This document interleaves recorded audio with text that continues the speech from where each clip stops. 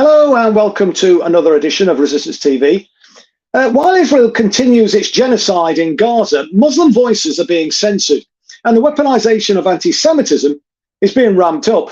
Some examples of the absurd accusations of anti-Semitism include people shouting "Free Palestine." People have been arrested for displaying Palestinian flags, and others have been thrown out of football grounds for wearing a Palestinian t-shirt, while others have been visited by the police for having the temerity to pin a Palestinian flag in their window. Meanwhile, Zionists have been given free rein to say pretty much whatever they like, and there's certainly no question of the authorities clamping down on people showing the colonial flag of the Zionist entity. Anyway, joining me to discuss this tonight is Abdul Wahib, who's a leading member of Hizb ut-Tahrir. Hi, Abdul. Thanks for joining us this evening. Hello, Chris, and your audience. Nice to be here. Yeah, it's good to have you, mate. It's good to have you. I was wondering we could maybe start, Abdul, just with your own sort of personal experience, because your organisation, Hizb ut-Tahrir, has been censored, hasn't it? Just tell us a little bit about that, please. So last week we had our social media feeds on Meta platforms closed down. So that's Facebook and Instagram. No warning, just closed down, just like that. To be frank with you, Chris, I think it would be very hard to find anything that crossed a threshold of being even remotely illegal or even remotely in bad taste. I mean, we tend not to put the most graphic stuff coming out of Palestine on there. So it really does smack of a kind of political censorship, really, that there's no other real cause for it. No, indeed. I mean, and Hizb ut-Tahrir, I don't think, is the only organisation that's being targeted. I mean, I know before the genocide started in Gaza, although we know that there's been a 75-year campaign of terrorism and oppression by the Zionist entity, but like the Islamic Center was closed down by the Charity Commission. I mean, how widespread is this, in your opinion, Abdul? This sort of targeting of Muslim voices and Muslim organisations? So I think what's very widespread is in the last week, and I'm wondering if this coincides with the online security bill coming into law. But in the last week, there have been so many people in the Muslim community who've said that posts that they've shared from other platforms have just disappeared. So there's this really eerie, sinister thing when you log on to something like Facebook and you suddenly see a list of empty spaces where there were once videos or posts that were up there. That's really widespread. What I've come across is a couple of pro-Palestinian sites, very famous ones, one called Eye on Palestine and the other one called Quds News Network. Now, I've been following both of these for a very long time. They have some really wonderful content. And when I say wonderful, I mean there are some really nice positive things that they show about Palestine in times when the bloodshed is not so intense. And then when things step up, often for people like me and you, that's often the first way you'll get information about something happening over there, because of course we know you cannot rely on mainstream media for these kind of things. There's a regular pattern, isn't there, that events kick off, Palestinians are abused, killed, beaten, houses are demolished. Nothing is reported on mainstream media. There's then something of a backlash. And once the Zionist occupiers get a hit back, then it hits mainstream media that they've been attacked, and then they're going to retaliate to that attack. And so if we don't have these kind of channels, then actually you get much less information and you get a very distorted picture. So both of those two, I think Quds News Network has been taken down by Meta. And I think Eye on Palestine has been taken down by one of the social media platforms as well. Yeah. So it's becoming more common. And I think I don't know about you, Chris, but I think a lot of this is around the Palestine issue. I haven't seen a kind of closing of ranks in Britain between the political class and the mainstream media like this since 2003 in the Gulf War, and maybe even now it feels more tight than it did. That even less room to say anything that's dissenting, And bear in mind, at that time, Britain actually had troops in a foreign country. So you can almost understand some directive from the Ministry of Defence telling the BBC, right, we've got troops on the ground. You mustn't say anything that endangers them. But this is something that feels akin to that. It's almost like you have to shut off, marginalise, put pressure on voices that are dissenting from this policy, which is, frankly, a state supported, a genocide which is supported by Britain, the United States, and the EU. I mean, there's no, what I see happening in Gaza is an ethnic cleansing. It is a land grab, which is just dressed up as a defensive operation in those terms, that it's a retaliation for an attack. But it seems to me what is being done is a displacement of that population. And if anyone's moving, they're just going to get killed. Well, I mean, I think it certainly has ratcheted up in my anecdotal experience and from what I've observed in terms of targeting. But certainly, I know that Muslim voices were being targeted even prior to this latest terrible event that's unfolding in Gaza at the moment. And I, as you may or may not know, Abdul, when I sued the Labour Party after they suspended me, in part because of my support for the Palestinian cause, and eventually won the High Court case and had my costs recovered from the party, even though they were trying to get costs from me, believe it or not, even though they lost the predominant part of the case. But the point is, we set up something called the Left Legal Fighting Fund, and so we've helped a lot of people, and some of the people that we've come across and we've given advice to and support for are people whose children have been targeted as a result of the prevent strategy, and kids, very smart kids, young kids, making the case for Palestine and the oppression that the Palestinian people have been experiencing. And they've been accused of extremism. They've been accused of being racist. I mean, quite shocking, frankly, that people have been unable, or there's been an attempt to prevent them, young people, from speaking out on which is a very hugely important current issue of the day, isn't it? I mean, what do you think about that? I mean, what do you think about the whole prevent strategy? Because I know that there was a lot of criticism right from the day that it ever was first kind of, mooted and then implemented. And, I don't think things have particularly got any better. But what's your thoughts about prevent and how youngsters are being targeted like that? It's quite shocking. Well, I found it quite shocking anyway. What do you think, Abdul? Well, prevent, of course, came in after the 7/7 bombings in 2005. And the climate it came in was one in which it really wasn't effectively challenged. I mean, I'm sorry to say that there were people in the Muslim community who thought that this was something that would help stop violence in some shape or form. They really didn't understand that this was about ideas, this was about beliefs, whether they are political or religious, and hence they engaged with prevent. And after a few years, it became much more apparent to them that this was something very sinister, because they found the prevent officers that they were cooperating with, whether they were from the police or the council, were starting to quiz them and their congregations, in the case of mosques or in other settings, the people that they worked with, their client base, they were starting to quiz them about people's beliefs. And they felt very uncomfortable about that. And then actually over the years, there's been more disengagement from that and more understanding that this is a very sinister policy. It is disproportionately focused on the Muslim community. It effectively started for Muslims, and then it ended up getting widened to the far right, because there were so many cases coming from the far right. It would have been just kind of ridiculous not to. But this government has kind of pushed it back again towards Muslims. They've argued that the far right, less attention should be given to the far right. But as we know, something that starts with one community doesn't stay there.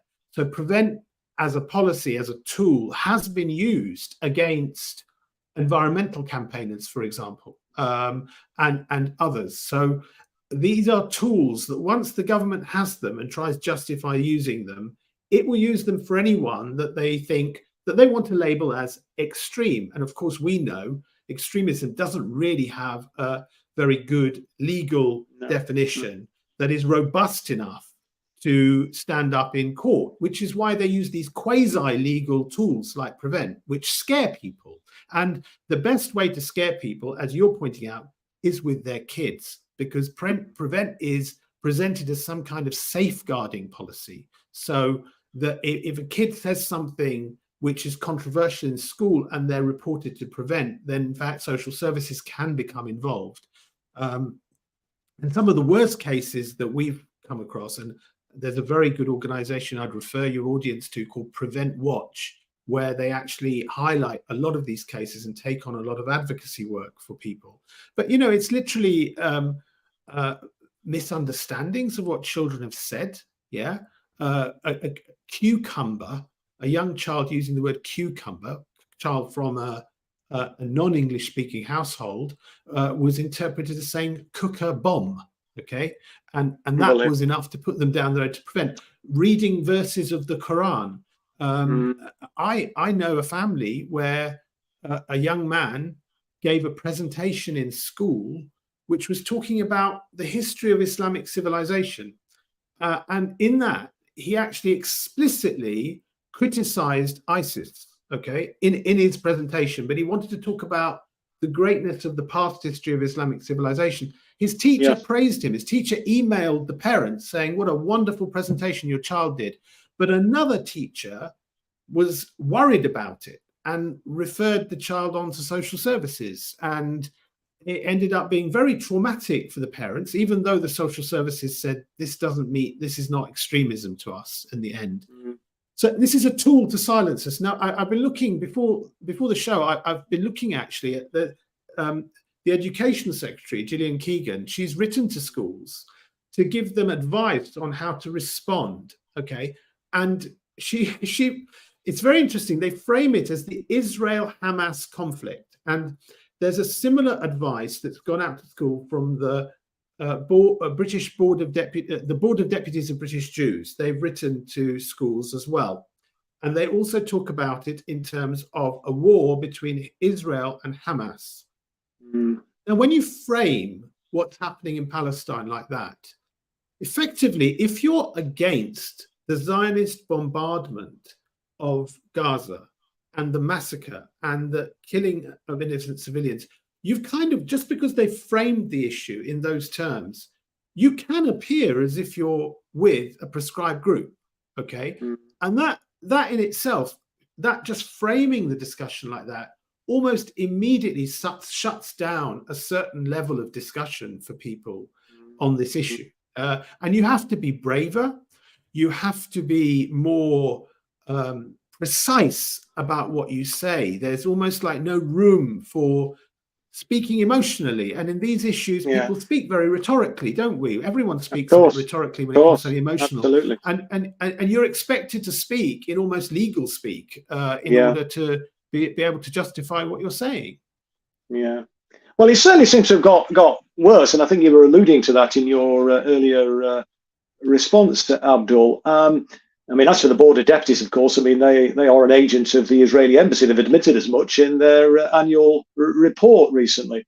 But, you know, with people being arrested for just having a Palestinian T-shirt on and the sorts of examples that you've given and indeed that I've given and things really getting a lot worse now since October the 7th. I mean, I don't know about you, but it seems to me the instruments of the British state seem to have been captured by the rogue administration in Tel Aviv. I mean, what's your thoughts about that? They certainly seem to be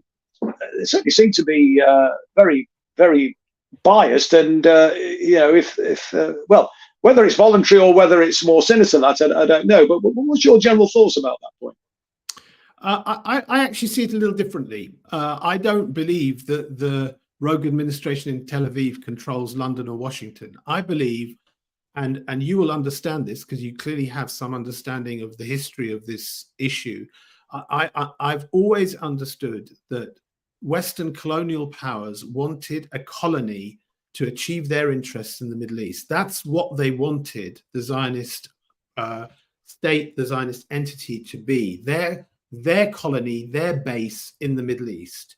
And I really think they are worried about the prospects of that. And a lot of this talk about, I mean, they're sending, I heard today, I don't know how accurate, they've already sent, the Americans have already sent 2 aircraft carriers into the Mediterranean.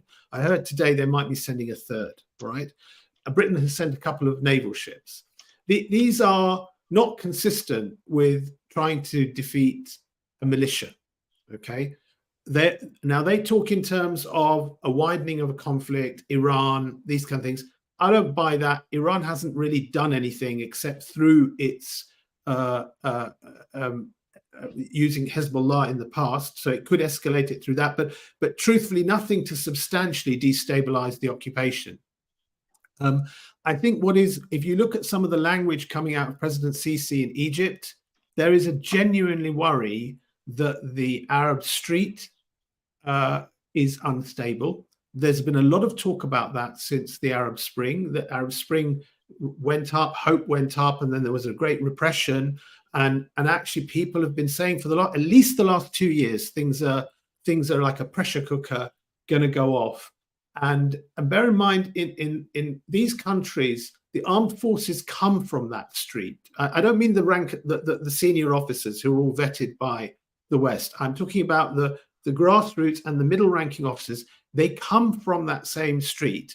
And when they see this happening, there's a deep sense of shame there that they're not able to go and help.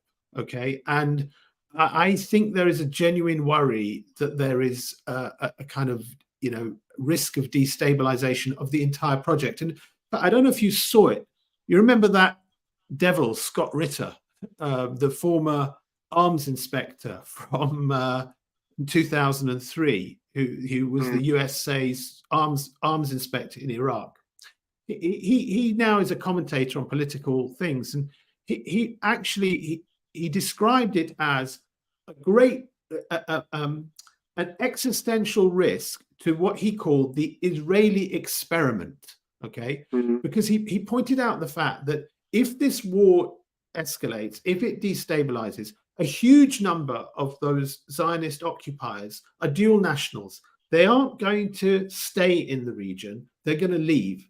And if they leave, as a project, that occupation is not viable long term. Okay. And he was making this point. And I actually genuinely think that the reason they've ramped up their rhetoric like this is that these governments here feel an existential threat of losing control of the Middle East. I mean, their colonial project for a century hasn't really worked out. Occupied the lands, divided up the lands, put in proxy rulers, put in this occupation in the middle of it. And a century later, the whole place is unstable.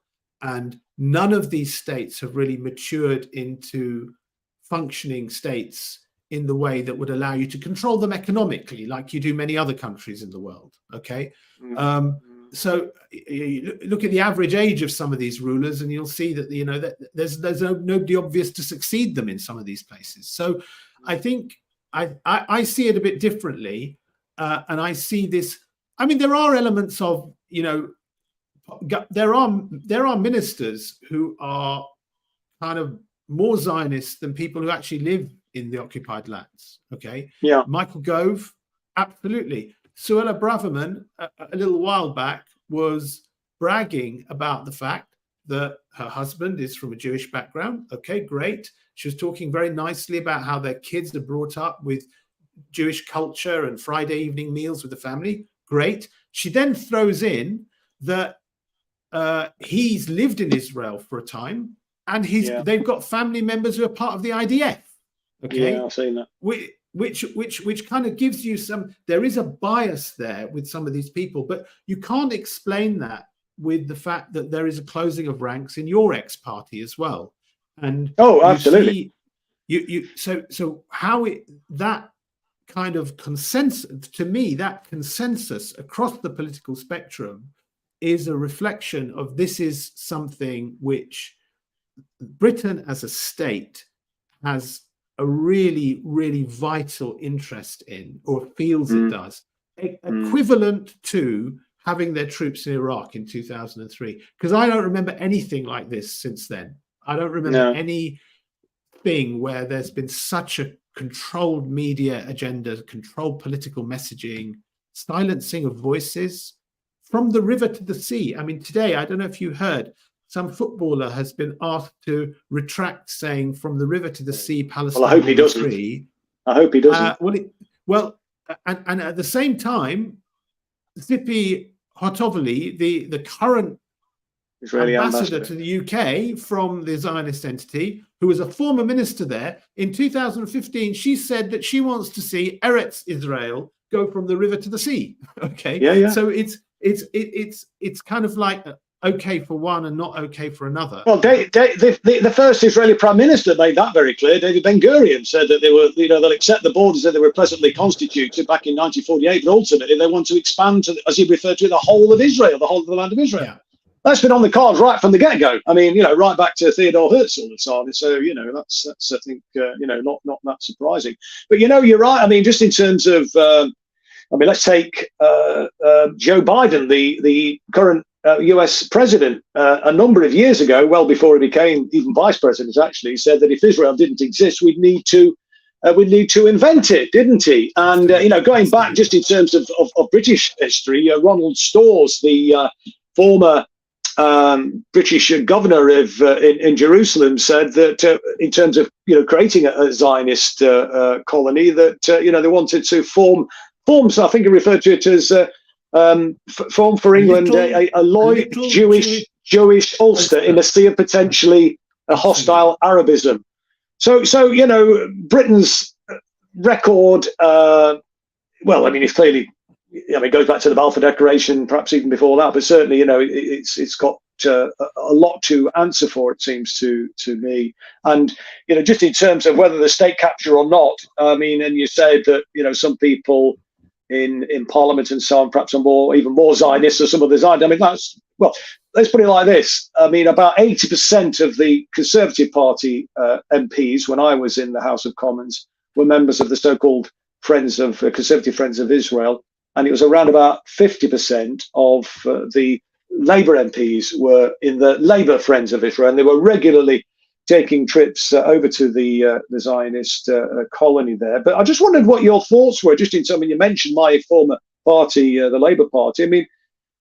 Sir Keir Starmer, it's quite astonishing, his attitude. He gave his support for a medieval siege, even though he was supposed to be a human rights lawyer in his previous criminal rights lawyer in his previous life.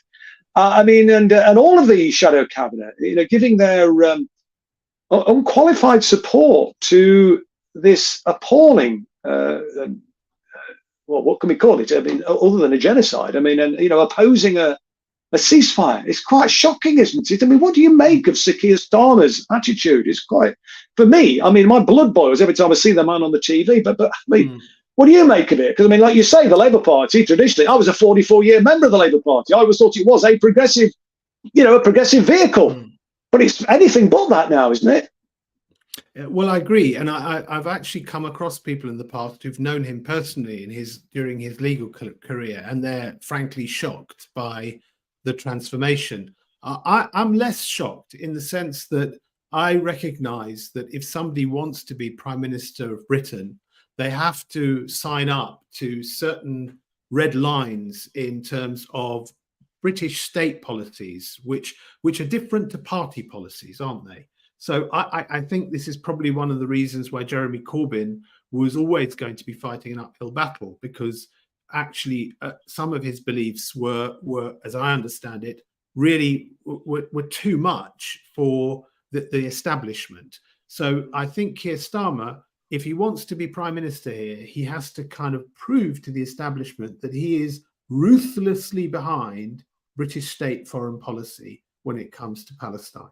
And he's proving it. He's proving it that really, with the blood of 9,000 people in Gaza who are killed, and God only knows how many more who are injured, we have not seen genocide live on TV or on our phones ever in our lives. No. people of my generation, your generation, will remember hearing the stories coming out of Srebrenica. We will remember the stories about Rwanda breaking and seeing the images, but seeing it like this, I don't think any of us have seen it. It is very, very traumatizing for average people, and which is why it's so sanitized on mainstream media, actually. And I think Keir Starmer is proving to the British establishment that he is ruthless enough to be Gladstone to Rishi Sunak's Disraeli, if you like. I've always felt that the mainstream of these two parties are literally two sides of one coin. In the fringes, you will find independent-minded people, you will find independent-minded voices, but those people tend not to be able to climb up the career ladder because they're free thinking. They don't toe the party line enough. Well, to become prime minister, you don't just have to toe the party line, you have to toe the state line as well. And I think that's what Keir Starmer is proving. I think that's very true. I mean, certainly it was an uphill struggle for Jeremy, but I think Jeremy made it easy for them by not actually sticking to his guns enough and not standing up to the Zionist lobby, not standing up to the establishment, not standing up to the right wing, particularly of the Labour Party, continually apologising to the likes of the Board of Deputies. It was a disastrous strategy. I made that very clear to Jeremy. I made it very clear to the Socialist campaign group as well and said, we have to draw a line in the sand. We have to push back. This is going to end badly. I kept quoting the Pastor Niemöller poem, first they came for the communists and I didn't speak out until they eventually went through. They came for the Jews and I didn't speak out, and then they came for me and there was nobody left. Well, that's what's happened. That's, they've taken Jeremy out, they've taken Diane Abbott out, now they've taken Andy McDonald out. And you're right, I think, in the sense that, Blair did the same trick. But I think that there is a route, or could have been a route, and maybe there will be a route. We have to believe that, don't we? I have to believe that as a socialist, that there is a route for somebody who is honourable, for a party that is honourable, for a party, that wants to create a better, kinder, fairer world, that actually cares about people, that wants to end war. That isn't where the establishment is at. You're right. The state policy is one of a warmongering entity that wants to, maintain instability in the world. There's lots of money to be made out of that. But whilst, Jeremy was out of step with those sociopathic voices in the establishment, he wasn't out of step with where I think ordinary people are at. And I think now, Starmer is totally out of step with, the Labour Party is totally out of step with, as are the Tory Party, obviously, all the political class, with where the people are. That's pretty evident on this issue, with the huge numbers of people that we're seeing on the streets. 500,000 people on the streets of London supporting the Palestinian cause. Thousands of people in towns and cities all over the country. In my own hometown of Derby, we had 2,000 or 3,000 people on the street again last weekend, showing solidarity with the Palestinian cause. So these characters are definitely out of step. And, I think, we have to be hopeful that by standing together in solidarity, we can push back and we can defeat these negative forces in society. I think what's so dangerous for them is that public confidence in politics generally is very low, and not just in Britain. You look at America. The both sides hate each other. One side has the least worst Democrat they could find because nobody else could do it, and he really, he really doesn't come up to the mark as a charismatic figure who can win people. And the other side has Donald Trump, all right, and that can be mirrored across Europe as well. When you look at the situation in France, you look at the situation in other European countries, politics is very polarized. My party, Hizb ut-tahrir, we mainly work in the Muslim world, and actually, one of the things for us is we show people over there who are working with Hizb ut-tahrir in the Muslim world, show people the politics of the West, which has always been the role model for them for the last 50 to 100 years.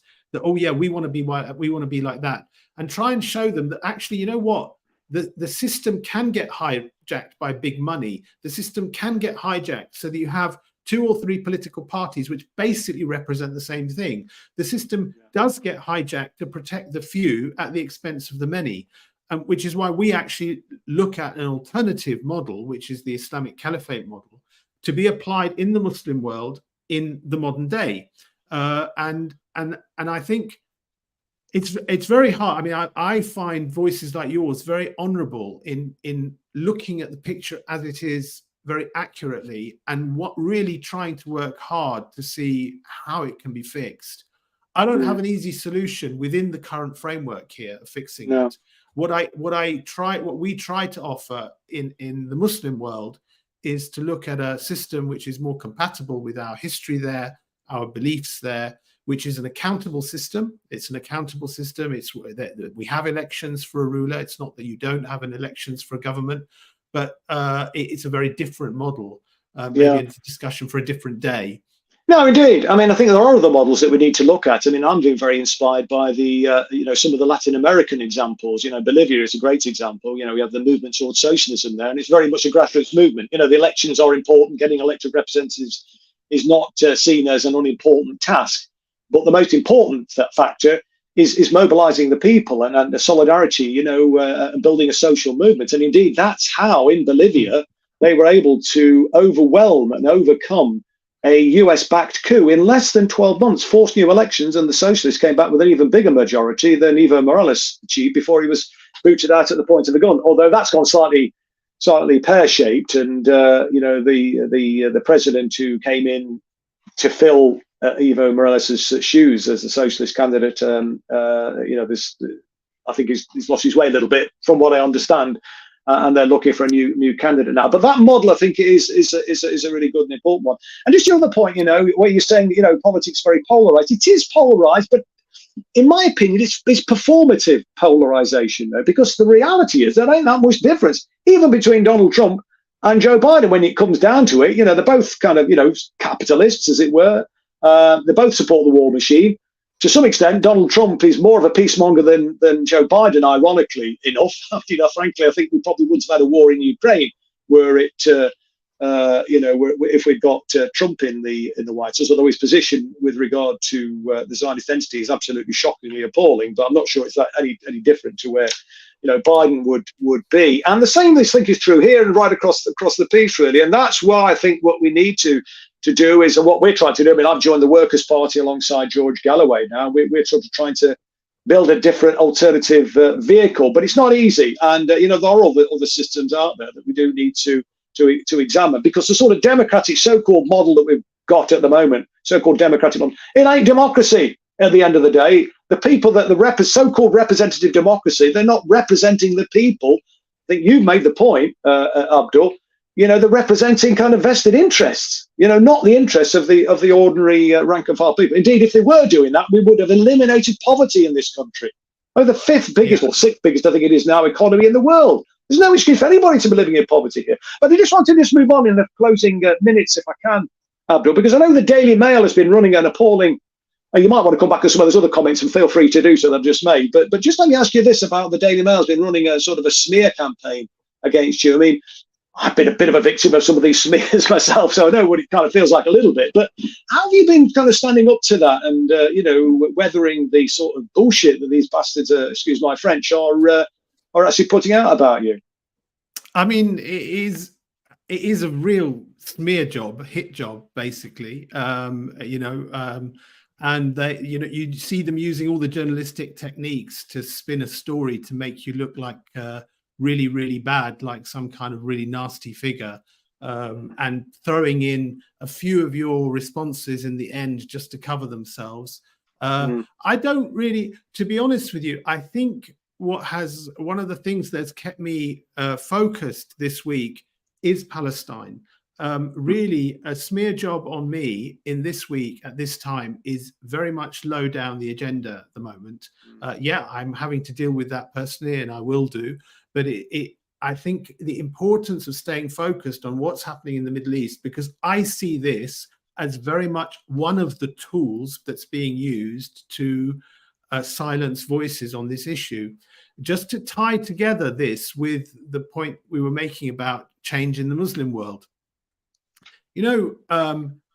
if what's happening in Gaza was happening somewhere in the heart of Europe, with the potential for death and destabilization and people having to flee their homes and refugees being created, there would be no question about a policy of intervening militarily. Where if there's a military state level military massacre on a civilian population, it's almost impossible to think that anyone would just sit by and say we do nothing. They would have by now put in some kind of no-fly zone, so missile zone. They would have stopped supplying arms to the aggressor, etc., etc.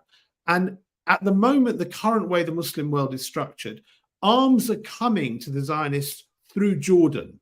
Okay, the border that would allow people to get humanitarian aid is being controlled by Egypt, and the armies that are sitting in those countries are told to point their guns at their own people and not point their guns at the oppressors of the people of Gaza.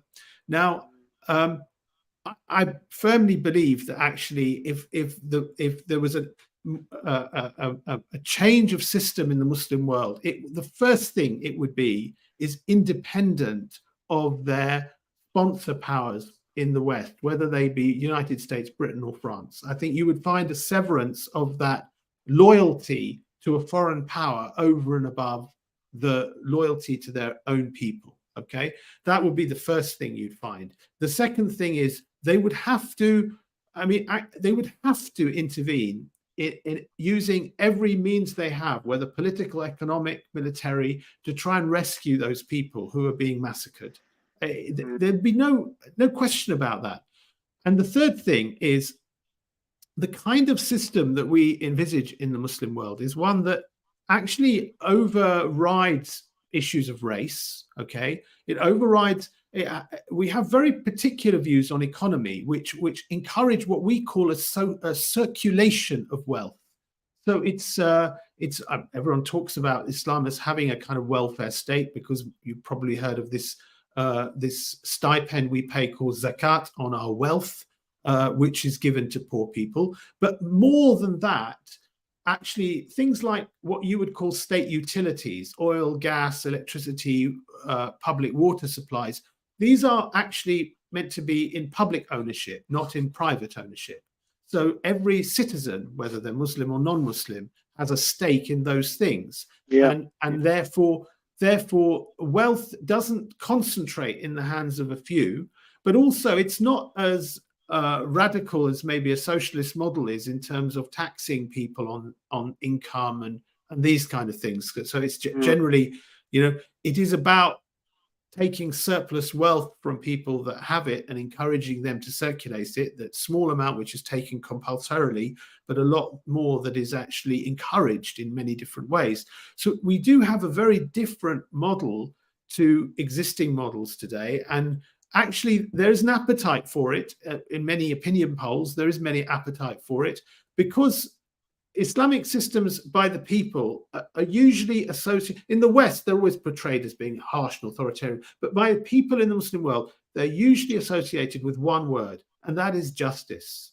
That is justice, because if you truly believe that these laws are above any particular politician or party, they come from God, then they actually sit above you. Even your head of state is accountable to them, and the mechanisms are there, tried and tested in actually our history, where you can even challenge politicians and government when they fall short according to the law. So we have a lot to offer. We do discuss it in this pressing, terrible time in terms of Palestine. We focus on what any state would and should do, and we encourage people in the Muslim world to call for their armed forces to be moved in to rescue the people. That's actually what got us a big backlash last week from the Telegraph and then later the Daily Mail. That's what they don't like me saying. All right. That's what I say. If it comes to it, some kind of professional inquiry to me, that's what I will frame in terms of the fact, if somebody in the Conservative Party calls for military intervention in Ukraine to help the Ukrainians, you wouldn't have a problem with that. But when it comes to somebody who's a supporter of Palestine, talking for military intervention in the region to rescue the people of Palestine, you have a big problem with that. For me, that is a very reasonable political argument in this terrible time. It seems the most obvious thing. It's actually what's being called for on the Muslim street. There have been really, whenever there's been crises in Palestine, our party talks about this. This is almost the first time we've heard this being echoed in a popular way in the Muslim street. I mean, you're talking about in Egypt, even famous musicians and actors are saying, why aren't our armed forces intervening? President Sisi is actually having to put out a lot of messages to his military saying, you know what, don't get over emotional. Don't think that we can intervene at this point. Unheard of that he's having to give out this messaging, which gives you a sign that maybe things are not all that indeed Joe Biden, Rishi Sunak would like. And maybe that's why they keep trying to moderate Netanyahu. There's a lot of messaging that's coming in the media that is saying that, Biden, the West, America, Anthony Blinken, they're trying to moderate the massacres that are going on behind closed doors while endorsing them publicly. Well, I think they realize things are not stable in the Middle East. And the more people carry on with this kind of genocidal activity under their noses, on their TV screens, on their phones, the more they will destabilize the Middle East. And that's then, as Scott Ritter said, potentially the end of the Israeli experiment. Well, absolutely. I mean, even before, we're sort of out of time now, but even before this latest scenario, there was a poll conducted for Channel 13 in Israel that suggested that 28% of Israelis were considering leaving. I suspect that's considerably higher now.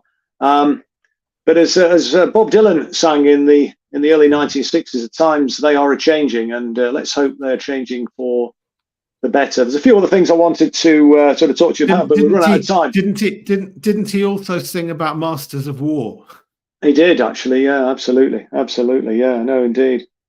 Well, listen, Abdul, it'd be good to perhaps have you back on, because there's quite a lot of other stuff that we'd like to talk about. It's a really interesting discussion. Thank you very much indeed for taking the time to join us this evening. Perhaps you could join us on one of our YouTube shows as well. Yes, indeed. That would be cool. Just finally, then, Abdul, how can people sort of follow you then, or keep up with the sort of work that you're doing? Have you got social media platforms? And I know you obviously Hizb ut-Tahrir has been closed down, but where can people find out what you're up to and what you're doing? So we're still on Hizb ut-Tahrir is still on Twitter, or X as it's called nowadays. I'm on Twitter, X, Abdul Wahid HT. I'm also still on Facebook, Abdul Wahid HT, and on Instagram. And we have a Hizb ut-Tahrir Britain website and YouTube channel. So have a look at our stuff there. Nice one, mate. That's great. Thanks very much indeed then, Abdul. I really appreciate it. And thank you, everybody, for watching this evening. That's it for tonight's show. Hopefully we'll be back next week at the same time. But until then, this is Chris Williamson saying bye for now.